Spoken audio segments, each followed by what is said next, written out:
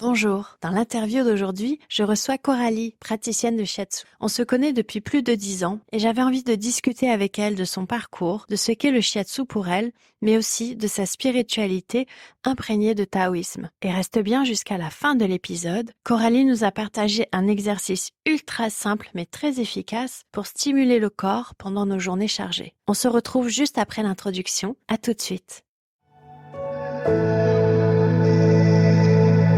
Bienvenue sur Tout est déjà là, le podcast qui accompagne ton éveil et te donne des clés pour une vie plus consciente. Je suis ton hôte, Anne-Gaëlle Guillot, guide de yoga depuis plus de 10 ans, mais aussi tisseuse et tarologue depuis bien plus longtemps. Ce podcast, je l'ai imaginé tel que j'aurais aimé le rencontrer lorsque j'ai initié mon cheminement vers ma spiritualité il y a plus de 20 ans. Dans ce podcast, tu découvriras mes partages d'expériences, mes questionnements, des épisodes de pratique, mais aussi des interviews de personnes inspirantes qui ont un jour croisé ma route. Mon intention est de te guider et de t'offrir des pistes de réflexion et d'action pour t'aider toi aussi à te reconnecter à ton pouvoir personnel, car tout est déjà en toi. Je t'invite dès maintenant à t'abonner au podcast pour ne pas manquer les prochains épisodes, et je te retrouve tout de suite pour l'épisode du jour. Bonjour et bienvenue dans ce 12e épisode du podcast Tout est déjà là. Donc aujourd'hui, j'ai le plaisir d'interviewer Coralie. J'ai demandé à Coralie d'intervenir sur le podcast parce que je trouve son parcours extrêmement inspirant, son activité incarnée. Et il y a plein de petites choses que j'avais envie de lui demander et de partager avec vous. Donc bonjour Coralie et merci d'être là. Bonjour Anne-Gaëlle, merci de m'accueillir, ça me fait très plaisir. Je suis ravie de t'accueillir en plus dans le Shala aujourd'hui, parce qu'on a la chance que tu sois venue encore une fois intervenir dans la session de Yin Yoga. Et cette fois-ci chez moi au Shala. Donc j'ai pu t'accueillir et là on peut enregistrer au Shala. Donc est-ce que tu peux déjà nous présenter un petit peu ce que tu fais aujourd'hui pour que les auditeurs et les auditrices aient une idée déjà de ce que tu proposes à date? Ok, donc je suis praticienne en shiatsu, en praticienne certifiée affiliée au syndicat des professionnels de shiatsu et à Syndicaire. Le shiatsu, ça veut dire en fait pression des doigts en japonais. Et c'est un art thérapeutique manuel qui est reconnu là-bas comme la kiné chez nous, qui travaille sur les points d'acupuncture et les méridiens de médecine chinoise. Et du coup, cette activité, tu l'as développée pendant des années? Est-ce que tu t'es formée vraiment, comme tu le disais, auprès d'un institut? Est-ce que tu peux nous expliquer ce parcours qui t'a amené au shiatsu et puis en parallèle aussi au yoga? Oui, parce que c'est vrai que ça a eu lieu à peu près en même temps quand même. Il y a eu un déclic dans ma vie, ça faisait 10 ans que j'étais à Paris. Auparavant, je faisais beaucoup de danse classique avant d'arriver à Paris. Et ça faisait 10 ans que j'avais pas vraiment d'activité physique. Et je me suis dit, il faut que je me reprenne en main. J'ai commencé le yoga. Et puis, en parallèle, une amie à moi a insisté plusieurs fois lourdement, parce que je pense que j'étais un peu stressée à l'époque, pour que j'aille rencontrer sa praticienne de shiatsu. Donc, je suis allée la voir, j'ai reçu un shiatsu. Et ça a été un déclic, le début d'un changement de vie, en fait. Donc c'est cette expérience qui t'a donné envie derrière à la fois de comprendre et tu savais déjà que tu voulais en faire une activité? À l'époque, non.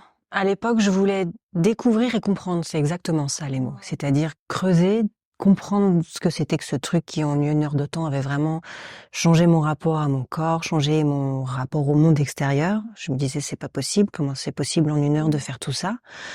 Et donc, creuser, découvrir. Et puis oui, au fil de la pratique, j'ai compris qu'à un moment donné, ce serait mon métier. Donc c'est au fil vraiment la pratique. Quand tu dis de la pratique, c'est la formation parce que ta formation est très ancrée, elle a duré plusieurs années. Oui. Combien d'années déjà? Est-ce que tu peux nous dire? C'était une formation en 4 ans. Ce qui, même encore pour aujourd'hui, c'est beaucoup. Aujourd'hui, c'est 2 ou 3 ans pour être praticien certifié. Et à l'époque, c'était parfois 1 mois. Au bout d'1 mois, on pouvait être praticien en shiatsu. Donc, mais ça, je te l'ai déjà dit, on en a déjà parlé. Donc voilà, j'ai choisi ça aussi parce que je voulais vraiment creuser en profondeur et avoir quelque chose de très solide qui m'ancre et qui me donne, qui me nourrisse vraiment profondément. Oui, je me reconnais bien là-dedans parce que c'est vrai que pareil pour le yoga, moi ça a été la rencontre avec la pratique où je me suis dit je veux en savoir plus et c'est pour ça que j'avais fait une formation à l'époque, je pensais pas du tout enseigner. Et puis après voilà, le chemin faisant, j'ai pu avoir la chance de transmettre et de continuer à me former aussi parce que en yoga, les formations c'est souvent en 1 an maintenant, maximum, voire moins. Parfois on fait un 200 heures en 2 mois et déjà je trouvais ça court. Donc j'ai eu la chance après de continuer à me former, mais c'est vrai qu'il y a des parcours et des cursus qui permettent d'incarner, d'avoir une base stable. Je voulais en parler avec toi d'une chose qui est vraiment dans l'ordre du ressenti. Dans la formation de Yin, lorsque tu interviens sur l'introduction à la philosophie de la médecine traditionnelle chinoise, tu invites les personnes qui sont inscrites à la session à venir contacter, à venir écouter les points de shiatsu. Est-ce que tu peux m'en dire plus? Parce que c'est vrai que la première fois que tu m'as dit appuie sur ce point-là, mais pas fort, viens écouter, je me suis dit mais qu'est-ce que c'est? Puis après tu m'as expliqué, je trouve ça magnifique. Est-ce que tu peux partager cette vision dans le shiatsu de venir écouter? Oui, alors après évidemment, je pense que toi-même tu pourras être d'accord, c'est dans la pratique qu'on comprend.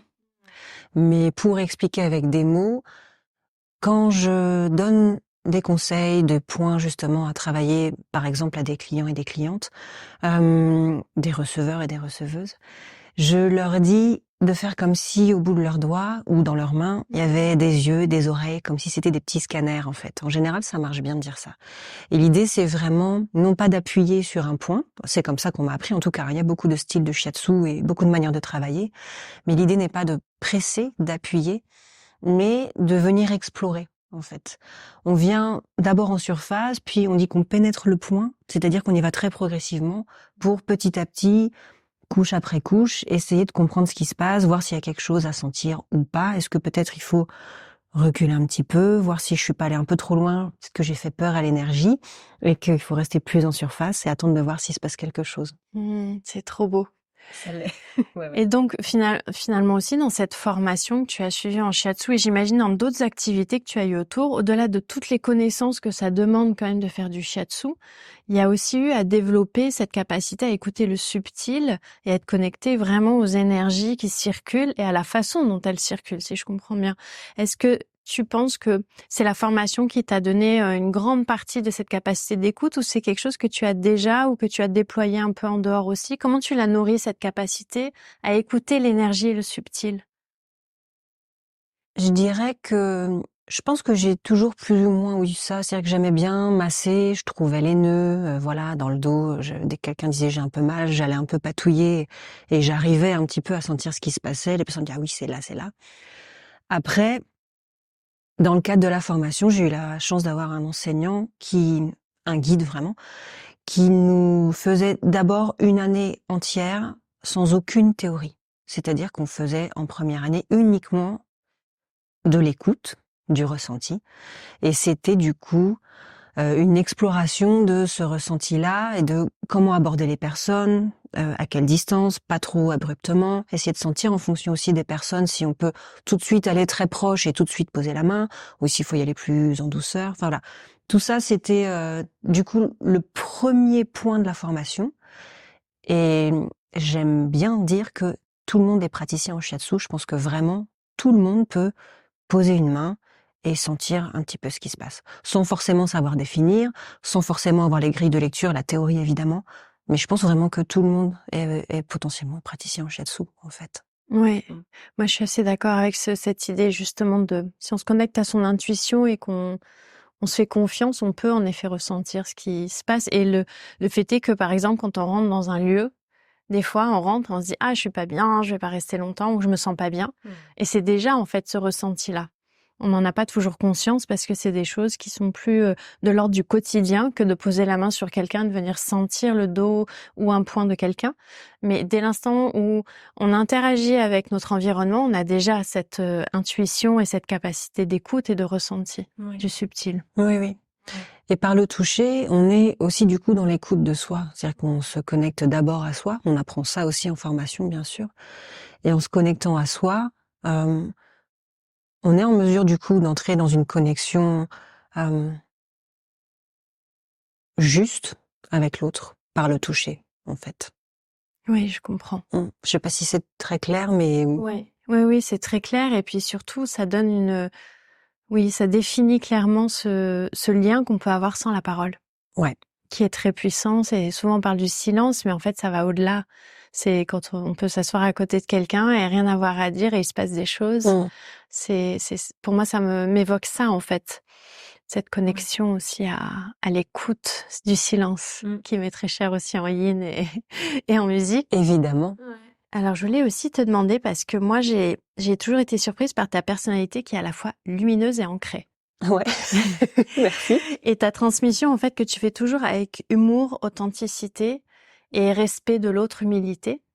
Et en fait, la question que je voulais te poser par rapport à cet état de conscience que tu as quand même, que tu incarnes vraiment. C'est-à-dire que pour moi, en fait, quand on te voit te déplacer dans ce que tu fais dans la parole, il y a quand même un état de conscience qui est là. Est-ce que tu dirais que c'est le shiatsu qui a nourri cette part de toi qui est vraiment dans l'ancrage, tout en étant vraiment dans la matière, parce que, enfin, encore une fois, avec un sens de l'humour et une répartie qui est vraiment hyper accessible et agréable. Et en même temps, on sent que tu respectes, que tu es authentique et que tu as aussi cet ancrage dans la tradition. Est-ce que tu penses que c'est le shiatsu qui a développé ça chez toi et ou le yoga? Ou est-ce que depuis toujours, tu as eu cette envie d'être à la fois connecté à ton ressenti, d'être ancré et en même temps d'être dans une forme de connexion à l'autre? Je sais pas si ma question est très claire. Si, c'est très clair. Et ma réponse sera aussi, je pense, très claire. Moi, j'étais complètement déconnectée de moi-même pendant très, très, très, très longtemps. Et je pense que la première étape, ça a été le yoga. Vraiment, une reconnexion par le souffle, hein, tout simplement. Vraiment, j'ai appris à respirer avec le yoga, avec le hatha yoga. Et cette reconnexion-là et ce respect de moi que j'ai appris aussi par le yoga a ensuite été nourri. L'étape suivante, ça a été le shiatsu et une grille de lecture extrêmement riche pour comprendre en fait toutes les problématiques que j'avais dans ma vie, de santé, relationnelle. C'est tellement riche et vaste que j'ai pu, après avoir pris contact avec moi-même, comprendre comment faire ensuite, avoir les bons outils pour résoudre un petit peu tout ce qu'il y avait à résoudre, remettre en place, rééquilibrer et retrouver un peu plus d'harmonie dans ma vie. D'accord. C'est hyper intéressant. Et donc cette déconnexion que tu as eue, tu dis qu'elle a duré, enfin que ça fait que très récemment que finalement tu t'es reconnecté à ton corps par le yoga. T'as rencontré le yoga à peu près en même temps que le shiatsu, ce que tu évoquais tout à l'heure. Ça a été quasiment simultané. Est-ce que tu dirais que avant ces deux rencontres, tu étais pas vraiment sur un chemin spirituel et tu étais plus dans autre chose, ou est-ce que ce chemin spirituel, il est venu vraiment avec cette retombée, à la fois dans le subtil du shiatsu, avec cette année d'exploration, la découverte du souffle avec le yoga, ou est-ce que tu as toujours été quelqu'un un peu dans la spiritualité en amont? Ta question, elle est très claire et ma réponse, elle va être très claire aussi. Avant de commencer le yoga, j'étais pas du tout dans la spiritualité. Vraiment pas du tout. Je faisais de la danse classique, je faisais du théâtre, je faisais de la musique. Donc il y avait quand même une dimension artistique très nourrissante. J'ai fait du piano pendant des années. J'ai commencé quand j'avais 6 ans. Donc il y avait quelque chose de l'ordre où je pense où on touche un peu au sacré quand on est dans l'artistique, il me semble, mais sans forcément le savoir. Il y a un truc un peu magique de connexion à l'univers qui est là. Quand le yoga est arrivé, donc il y a eu cette connexion au souffle, j'ai compris aussi qu'il y avait une spiritualité derrière, une richesse, et d'un coup ça a été une ouverture sur en fait les relations ça peut être fait d'amour et ça peut être bien et ça peut être chouette et ça peut être positif, et ça je connaissais pas avant. Et bon ça a été un peu une révélation, évidemment. On peut pas trop dire non à ça, on peut pas fermer la porte à ça. J'étais prête à ce moment-là aussi, je pense, parce que il faut être prêt à recevoir. Mais avant c'était pas du tout spirituel.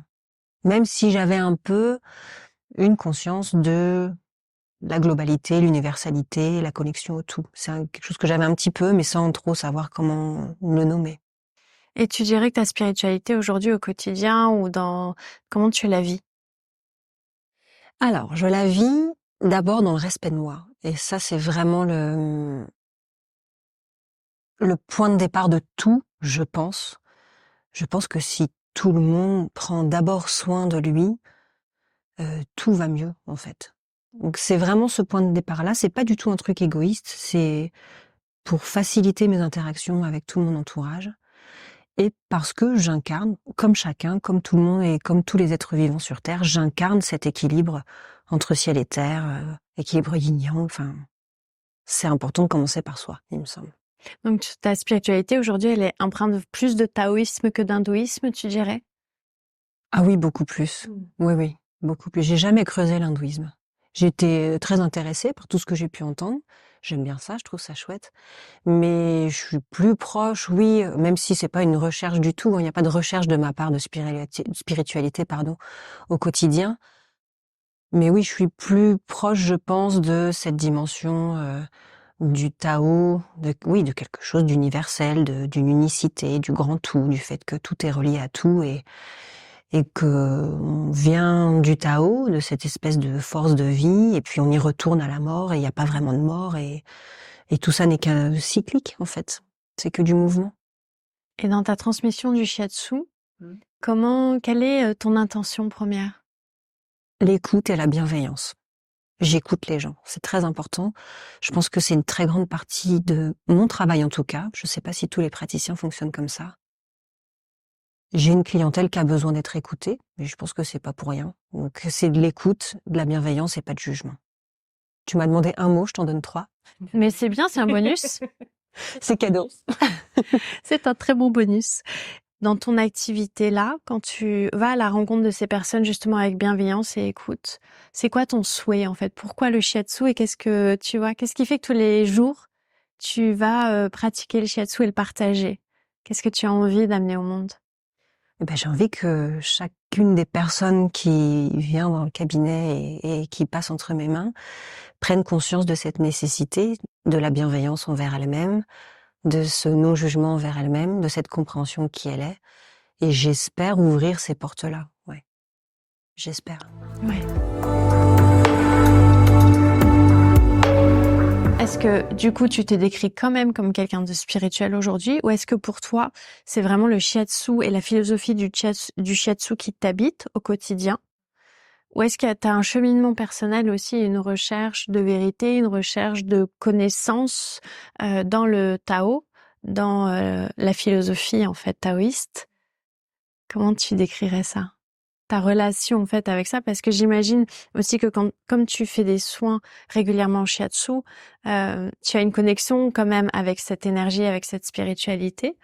Mais tu viens de nous dire juste avant que tu te décrivais pas forcément sur un chemin spirituel. Quelle est ton harmonie pour toi sur ce cheminement? Pour moi, être dans la vie, être dans le présent, être dans l'écoute de l'autre, être dans la bienveillance. Alors, je suis pas parfaite au quotidien, mais en tout cas, en séance de shiatsu, j'essaie vraiment d'incarner ces choses-là et ça se fait assez naturellement, je pense. Il me semble que c'est spirituel en soi.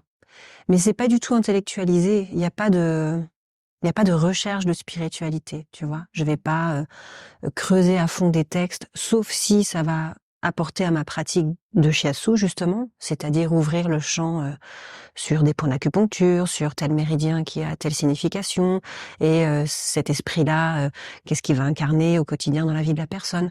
Mais sinon, j'ai pas d'objectif spirituel, je sais pas comment te dire. Et il me semble d'ailleurs que c'est pas du tout spirituel d'avoir un objectif spirituel et qu'on passe à côté justement si on cherche à tout prix, je sais pas, à atteindre l'illumination. Dès lors qu'on cherche, on passe à côté. C'est un peu comme le Tao, du coup. On retourne au Tao.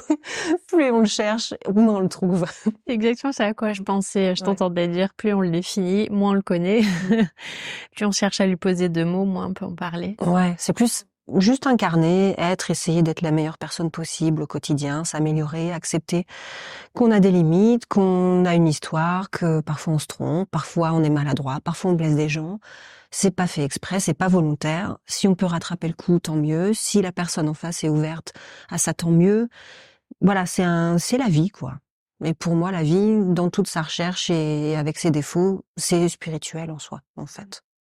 Oui, c'est déjà bien. Je pense que c'est déjà très beau de pouvoir vivre sa vie en conscience de ce qui est au quotidien et de ce que on appelle souvent l'extraordinaire qu'on oublie en fait, qui est tout simplement dans le sourire de quelqu'un, dans la présence à une personne qui en a besoin, dans la capacité d'écouter aussi les personnes qui nous parlent réellement, ce qui aujourd'hui se perd beaucoup parce qu'on a tendance à aller très vite, voire trop vite, et mais aussi dans la capacité à demander de l'aide, à être reçu.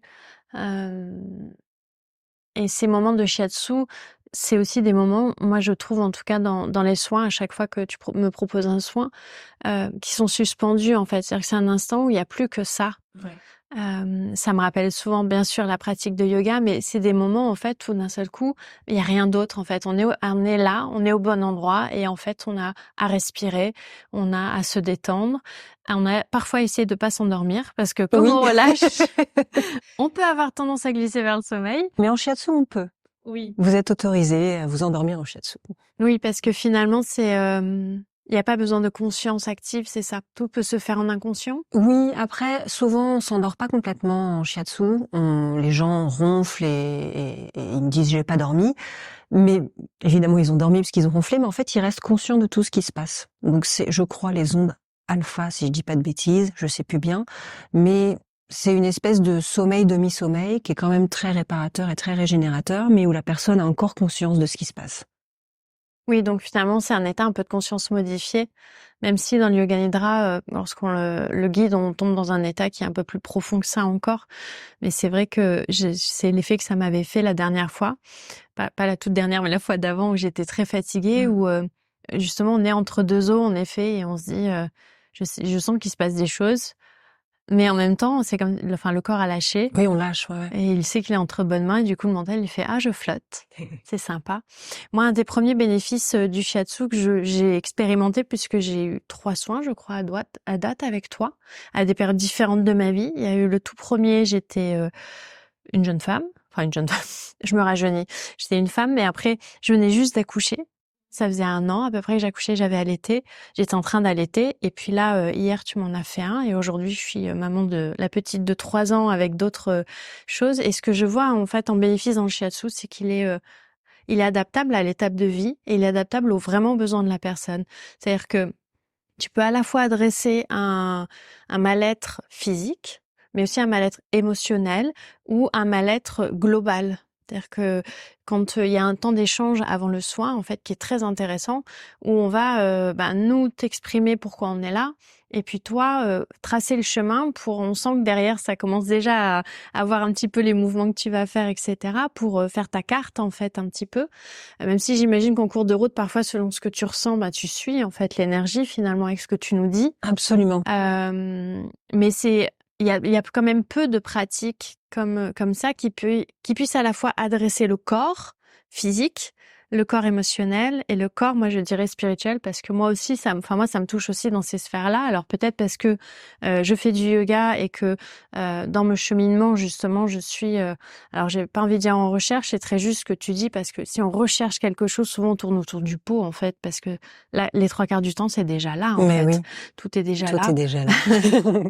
Mais avec l'intention moi je sais que mon intention sur mon chemin spirituel, elle est clairement d'aller à la rencontre de vérités pour voir ce qui vibre, d'aller à la rencontre de personnes pour vivre des expériences et pouvoir, j'ai pas envie de dire grandir en tant qu'être humain, mais en tout cas pouvoir vivre ces échanges, pouvoir vivre ces expériences et d'être pleinement présente au quotidien.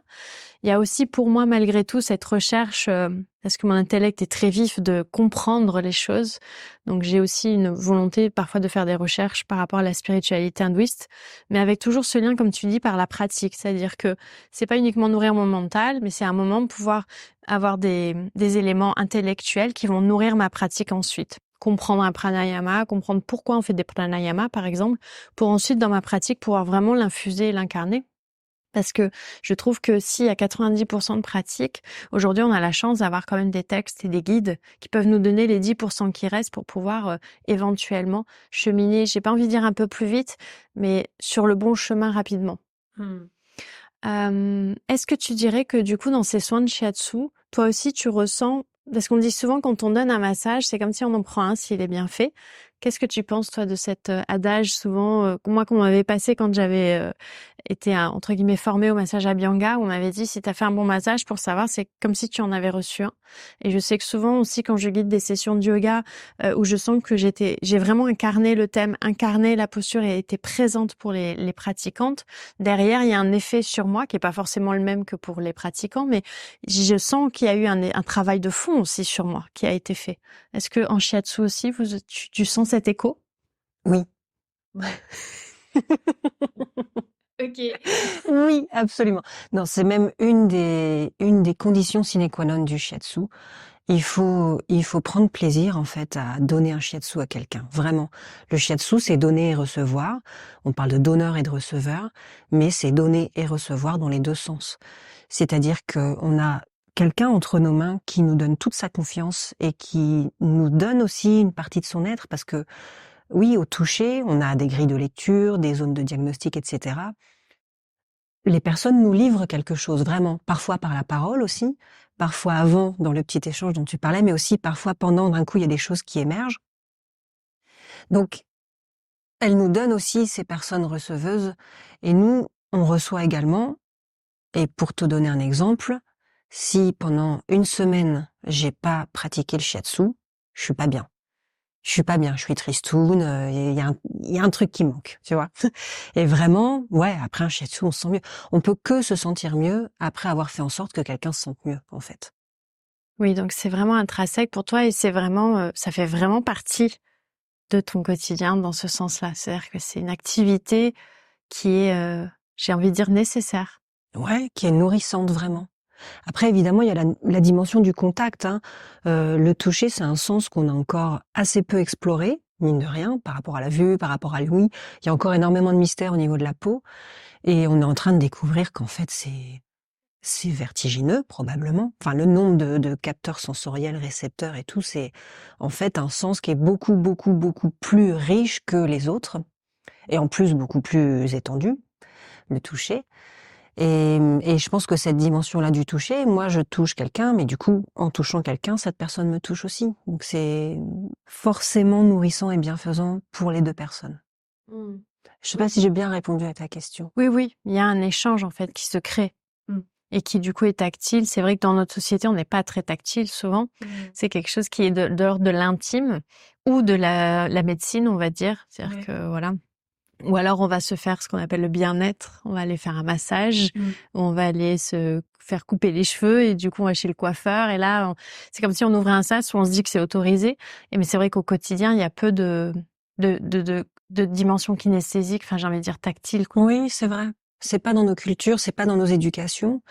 Et c'est marrant, j'avais une cliente l'autre jour, justement, toute mignonne, comme toutes mes clientes que j'adore, qui me disait, ah bah moi avec mes filles, toutes petites, je les massais, ma mère me massait, donc du coup elle me demande, et puis moi je les masse, elle me masse, enfin on se masse, c'est vachement bien. Et je lui ai dit, mais vous avez une chance incroyable.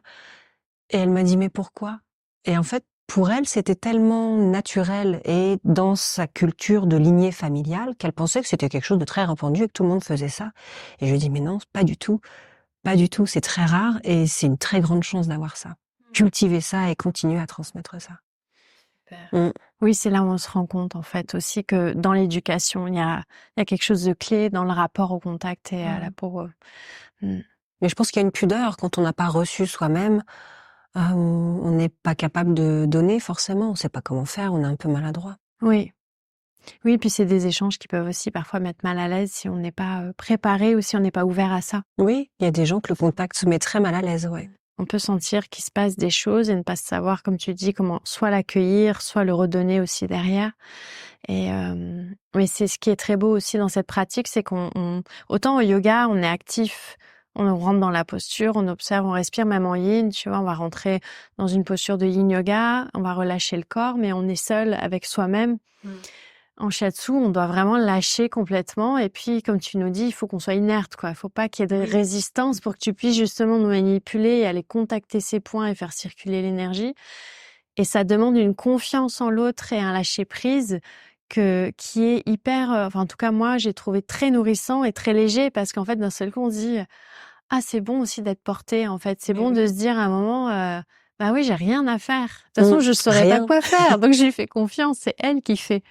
Et c'est extrêmement puissant. Et je trouve que ça nourrit aussi pour faire confiance ensuite au-delà de ces pratiques-là, en fait, pour pouvoir dire à un moment, tiens, j'accepte pendant un temps de m'en remettre entre les mains d'eux si nécessaire, quand je suis vulnérable ou j'en ai besoin, et de voir comment ça se passe.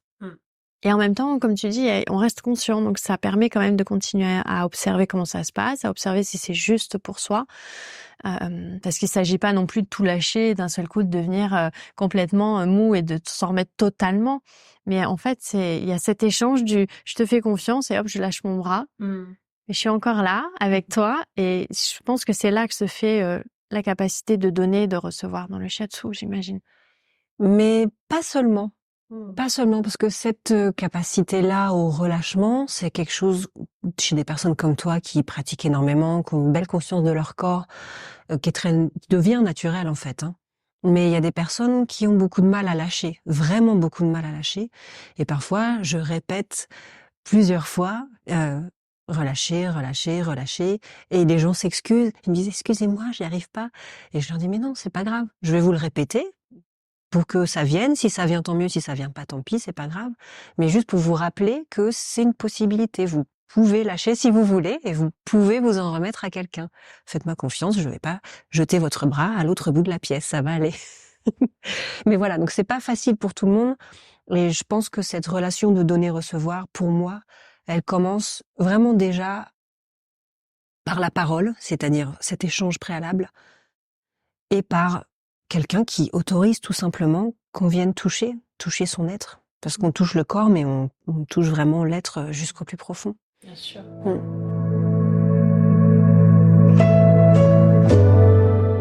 Et j'imagine qu'entre avant ce moment où tu t'es reconnecté à ton corps et maintenant, ce concept plutôt, c'est pas une capacité, j'ai envie de dire que c'est vraiment une incarnation du donner-recevoir. Tu l'as développé par cette prise de conscience de l'amour, justement, dont tu parlais juste avant. C'est-à-dire, est-ce que tu peux m'expliquer un peu expliquer aux auditeurs, du coup, cette chronologie, parce que je trouve ça très beau, en fait, quand on part d'un point et qu'on chemine vers quelque chose, parce que là, de ce que j'entends et de ce que je comprends, mais tu vas me dire si c'est juste, tu as vraiment découvert la capacité d'être en amour et d'aimer, mais vraiment avec un grand A, du coup, pas d'être dans quelque chose qui t'a retourné, en fait, et qui t'a amené une nouvelle vision de la vie possible, en tout cas, et des champs des possibles.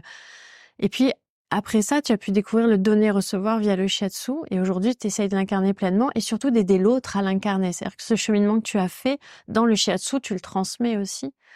Est-ce que c'est ça que tu as vu un peu comme cheminement?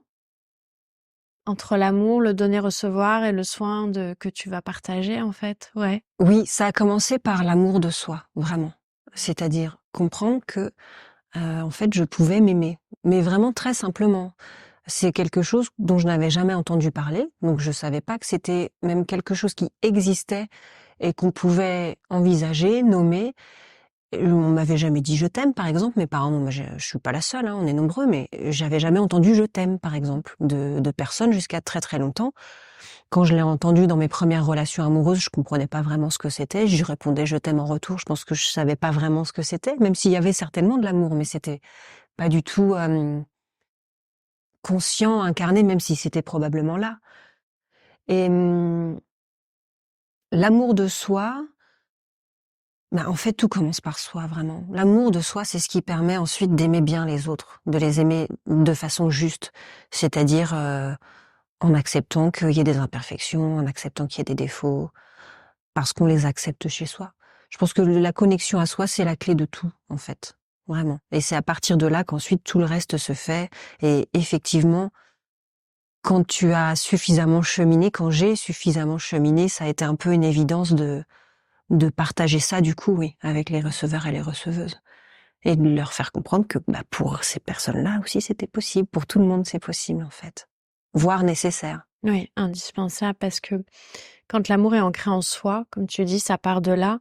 Et c'est ce qui va nous permettre d'être connectés à l'autre en tant qu'individu, en tant que groupe et en tant que tout. Et bien souvent, lorsqu'il n'y a pas cet amour de soi, quand il n'y a pas cette capacité d'écoute et surtout de poser des limites et de respecter, parce que je trouve que l'amour de soi, on parle souvent aussi de s'aimer, d'aimer ses défauts, etc. Mais souvent dans l'amour de soi, ce que j'entends des autres et ce que moi j'ai pu traverser aussi, ça a été cette capacité à pouvoir dire des oui qui disaient oui et des non qui disaient non. C'est-à-dire poser un espace respectueux pour moi comme pour les autres, à la fois dans le relationnel, mais aussi dans le professionnel, dans tout, en fait, pouvoir dire à un moment, bah ça, en fait, c'est ma limite. Et à partir de là, c'est OK, mais au-delà, c'est pas OK. Donc, quand je passe cette limite, je le verbalise.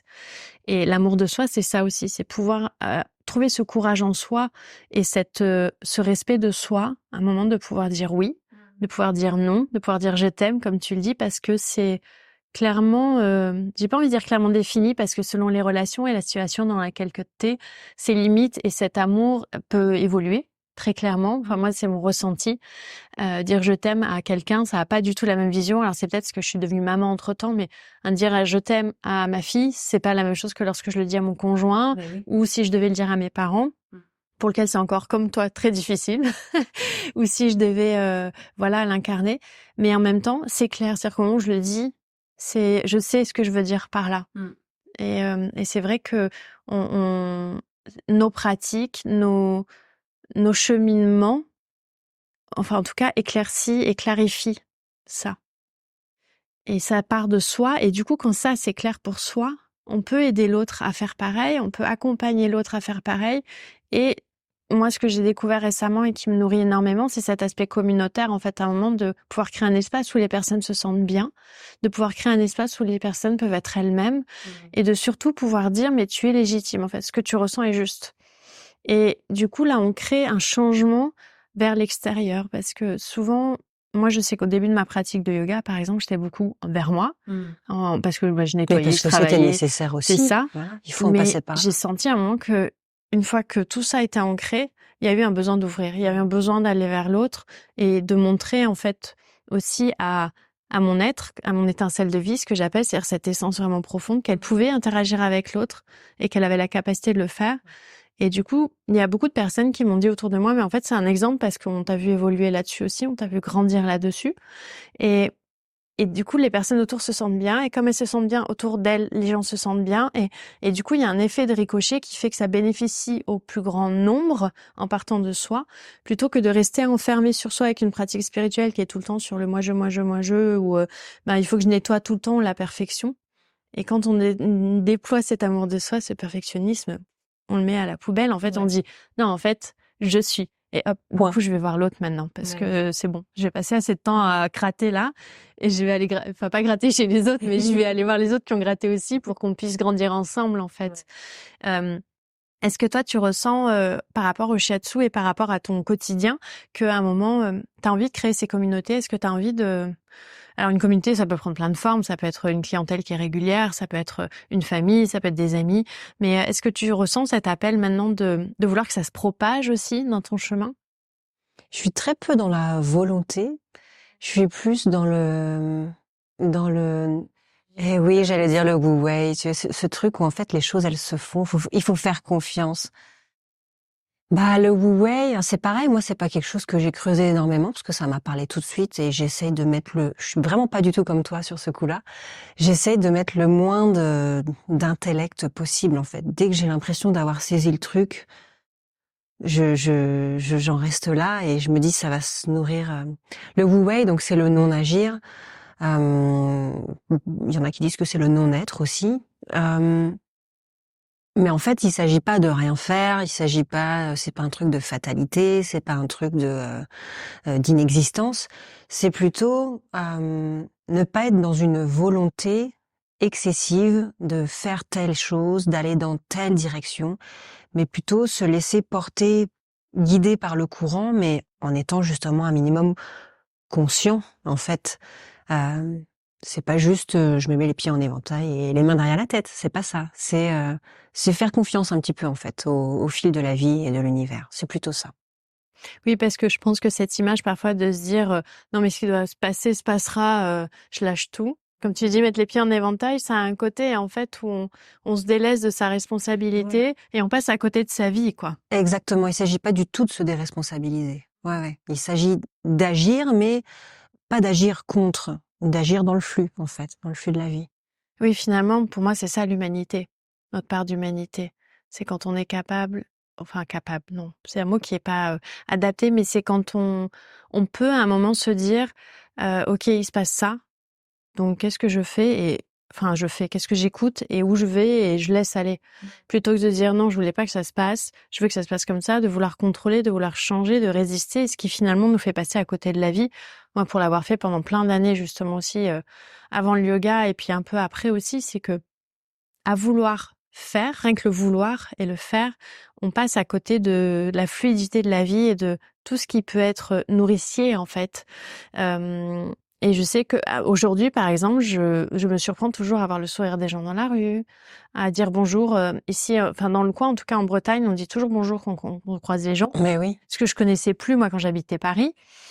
Et ça m'a surprise sur le coup et j'ai repris plaisir à dire bonjour à des personnes que je ne connais pas plutôt que de baisser les yeux et de longer le mur en me disant oula qu'est-ce qu'elle veut.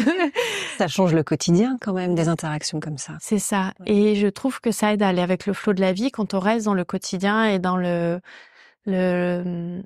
simplicité des échanges. Oui, la connexion en fait. Oui. Et c'est là que les discussions les plus intéressantes souvent s'ouvrent. Tu vois, quand tu prends le temps de dire bonjour à ta boulangère, lui demander comment elle va.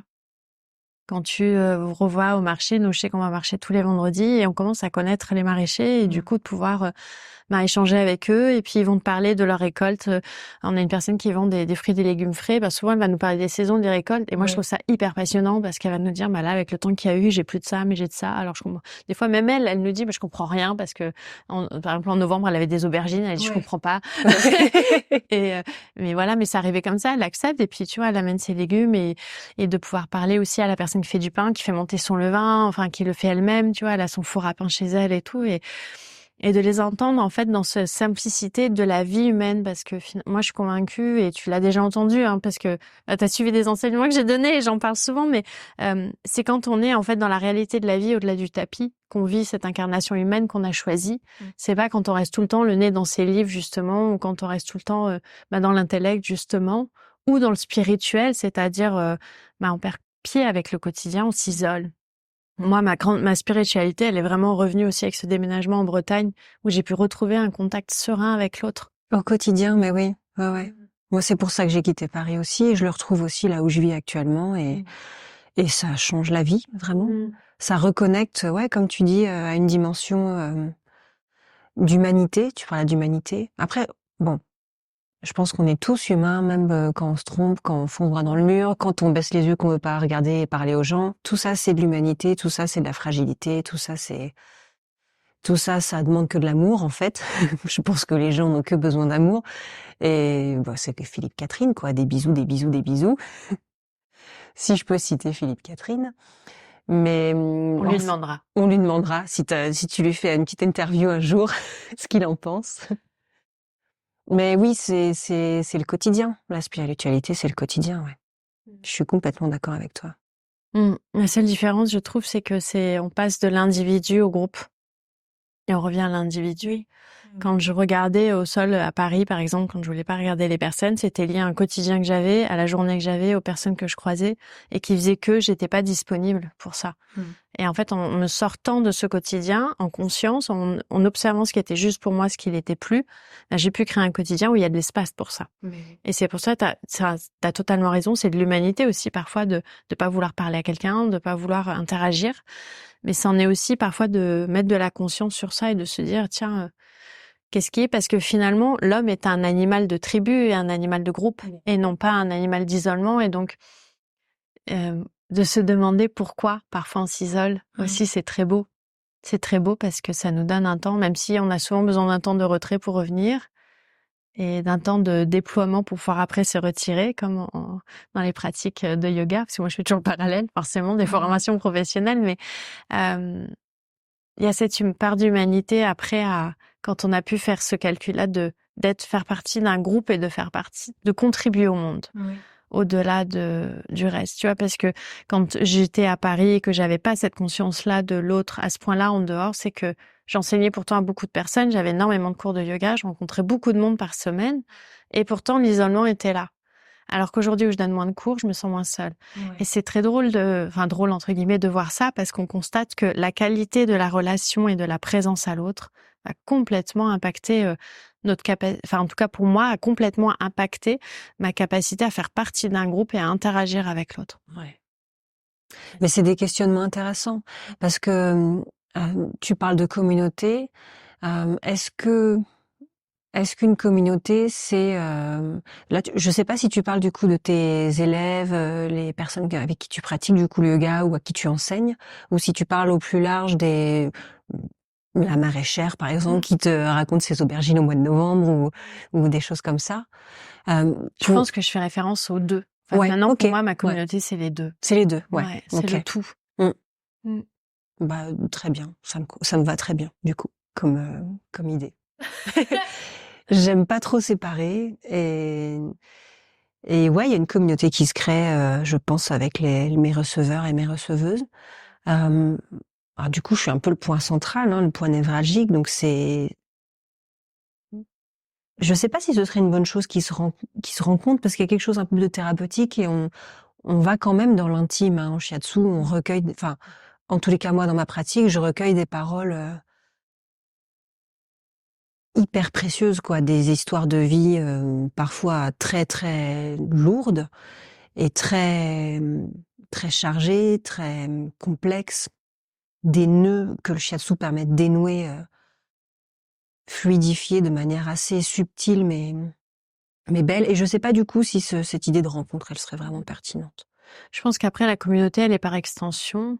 Alors, je suis pas une spécialiste de ça, je découvre. Donc là, on rentre dans une discussion, mais je pense que la communauté, elle va au-delà. C'est-à-dire qu'il y a les personnes tes clients avec lesquels tu as une relation. Puis après, il y a tout ce que tu vas déployer autour aussi et il y a tout le ricochet que tu as dans la famille, justement, où tu recueilles des propos qui sont souvent très personnels, comme tu dis, intimes. Et du coup, quand tu les vois plusieurs fois, tu vois l'évolution aussi de la personne et de sa famille. Et après, sûrement que ta communauté, elle va s'ouvrir aussi à des connaissances, des amis. Enfin, tout va se tisser petit à petit. Oui, j'espère que le shiatsu permet ça. Je pense qu'il le permet.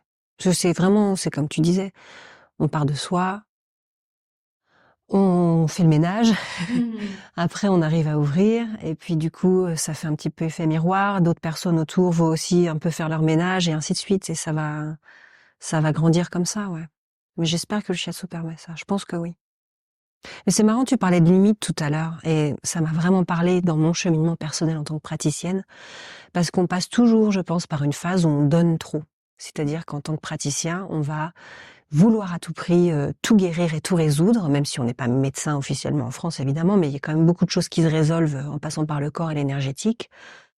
Et on va vouloir parfois aller trop loin, trop faire, et parfois même peut-être alors que c'est pas le moment pour la personne, et trop donner. Et donc au début, il y a effectivement des moments où on peut être peut-être fatigué, pas tout à fait bien après une séance, parce qu'on n'a pas su aussi mettre une limite entre soi et la personne, qu'on a été peut-être pas suffisamment à l'écoute de son ressenti. Et puis ça, on l'apprend du coup petit à petit à justement mettre cette limite-là, pas trop donner. Donc mon cheminement de vie, c'était moi, parce que je savais pas comment faire avec les autres. Et puis après, le shiatsu, et le yoga, je peux m'aimer et je peux du coup ouvrir et donner aussi aux autres. Après, on déborde un peu, on donne un peu trop, on se donne trop. Et puis après, là, ça y est, je pense que je suis dans l'équilibre. J'ai trouvé l'équilibre par la pratique, à force évidemment. Et cet équilibre-là, il est mieux pour tout le monde, en fait. Je pense que vouloir trop donner, c'est bon ni pour soi ni pour l'autre, en fait. Ouais. Oui. Et ça me parle beaucoup, ce cheminement. Je pense que j'ai fait un cheminement un peu similaire aussi. C'est intéressant. C'est intéressant de voir que de façon différente, on prend tous et toutes à notre rythme et au moment voulu et avec la temporalité qui est juste pour nous, mais un peu les mêmes chemins finalement quand je parle avec beaucoup de personnes qui sont sur leur spiritualité, quel que soit le nom qu'elles leur donnent ou comment elles la vivent. C'est souvent ça.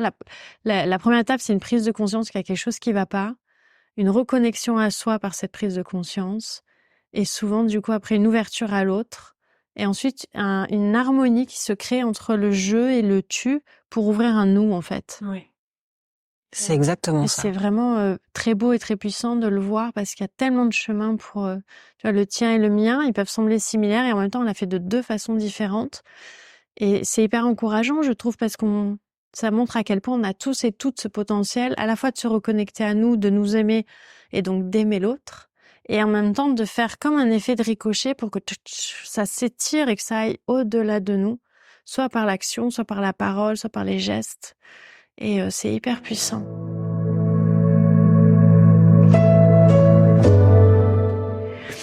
Je me posais une question. Est-ce que il y a des points en shiatsu qui reviennent régulièrement aujourd'hui? Est-ce que il y a un mal-être, par exemple le stress, enfin je pense au stress bien évidemment parce qu'on dit que c'est le mal de notre époque, mais aussi les insomnies, les problèmes de digestion qui reviennent régulièrement. Et est-ce que tu es amené à faire souvent à adresser souvent le même mot? Moi, oui, dans ma pratique, j'ai beaucoup j'ai une clientèle